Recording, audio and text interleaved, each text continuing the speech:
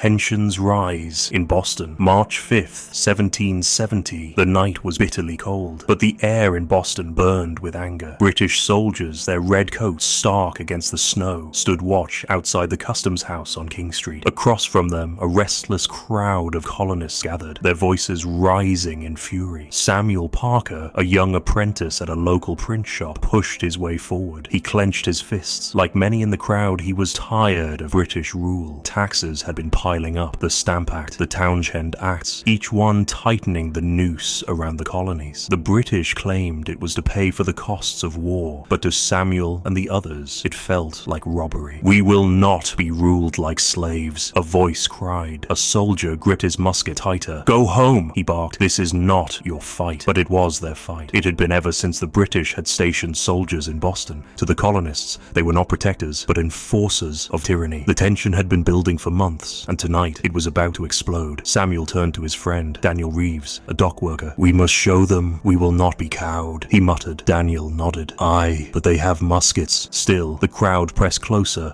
hurling insults. Snowballs flew, some filled with ice and stones. The soldiers shifted uneasily. One of them, Private Montgomery, stumbled under a blow. His musket fired. The sound shattered the night. For a moment, there was silence, then chaos. The other soldiers, panicked, fired into the crowd. Samuel felt something warm splash against his face. Beside him, a man fell, blood staining the snow. The crowd screamed. More gunshots rang out. When the smoke cleared, 5 colonists lay dead. Among them was Crispus Attucks, a former slave turned sailor. The British had killed their own subjects. Samuel stared in shock, his heart pounding. He had come to protest, not to die. But something had changed in him. This was no longer just about taxes. This was about freedom or tyranny. The next morning, all of Boston buzzed with the news of the Boston Massacre. The British soldiers were arrested, but many wondered, would they truly be punished? Or would the king protect his own? Samuel knew one thing for certain. The time for petitions was over. The colonies were on a path that could lead only to war. December 16th, 1773. The cold wind off Boston Harbor bit into Samuel Parker's skin as he stood on Griffin's Wharf, staring at the 3 British ships moored in the water. Each one carried crates of tea from the East India Company. Tea that symbolized everything the colonists despised about British rule. A year had passed since the Boston Massacre, but the anger had not faded. Instead, it had only grown. The British Parliament, in its arrogance, had doubled down on its control over the colonies, passing the Tea Act of 1773. It allowed the British East India Company to sell tea directly to the colonies, bypassing colonial merchants. Though the price was lower, the principle was the same: taxation without representation. Samuel turned to Daniel Reeves, who stood beside him, arms crossed. "We've sent letters, we've held protests, but the governor won't send the ships back." Daniel's jaw tightened. "Then we send the tea back ourselves." A voice rang out from the crowd. "To the ships!" Samuel grinned as dozens of men dressed in Mohawk disguises rushed forward. He and Daniel joined them, smearing soot on their faces and donning feathered headdresses. This was no mindless riot. It was a message. One by one, the men climbed aboard the ships. The Dartmouth, Eleanor, and Beaver. The British crews, knowing better than to resist, stood aside as the disguised colonists grabbed axes and pried open the crates of tea. The sound of splintering wood filled the night air, followed by the splash of leaves spilling into the harbor. Samuel grabbed a crate, his breath misting in the cold air as he hoisted it overboard. The water turned dark, swirling with the ruined tea. Cheers erupted from the crowd on shore. For hours they worked, destroying every last pound of the hated tea, over 90,000 pounds in total. When the final crate was thrown overboard, Samuel wiped sweat from his brow. Daniel clapped him on the back. "We've done it, Sam. No turning back now." Samuel knew he was right. This act of defiance would not go unanswered. The British would retaliate, but for the first time, he felt something stronger than fear. He felt free. As the last of the tea drifted away, he stared across the water, knowing the revolution had truly begun. April 18th, 1775. The streets of Boston were silent under the cover of night, but Samuel Parker was wide awake. A message had arrived, a warning whispered through the city. The British were on the move. General Thomas Gage, the British commander, had finally made his move. His orders: march to Concord, seize colonial weapons, and arrest the leaders of the resistance. But Boston's patriots had their own network of spies. Paul Revere and William Dawes were already riding through the countryside, spreading the alarm. "The regulars are coming!" Samuel tightened his coat as he slipped into the night. He had no muscle musket, only a club, but that did not matter. He would not stand idly by. By the time he reached Lexington, dawn was breaking, casting a pale glow over the village green. A small group of colonial militiamen, the Minutemen, stood in formation, facing an advancing line of British redcoats. Samuel's breath caught. The British commander, Major Pitcairn, rode forward, his voice sharp. "Disperse, ye rebels! Lay down your arms and go home." No one moved. Then, a gunshot. No one knew who fired first. Perhaps a nervous militiaman, perhaps an over-eager British soldier. But the moment the sound echoed through the morning air, chaos erupted. Muskets cracked. Smoke filled the field. Men fell. Samuel ducked behind a tree, heart pounding. The British fired in disciplined volleys, while the Minutemen scrambled to return fire. It was no battle. It was a massacre. Within minutes, 8 colonists lay dead. The British marched forward, heading for Concord. But the colonists would not let this attack go unanswered. By the time the British reached Concord's North Bridge, hundreds of militiamen had gathered. This time, they fired first. The redcoats, stunned, fell back. As the British retreated to Boston, their march turned into a nightmare. From behind stone walls and trees, the colonists struck, firing, vanishing, striking again. By the time the redcoats reached safety, they had suffered over 250 casualties. Samuel stood among the victorious militia, smoke curling from his musket. The war had begun. No more protests, no more petitions. The colonies had drawn their line in blood. The American Revolution had begun.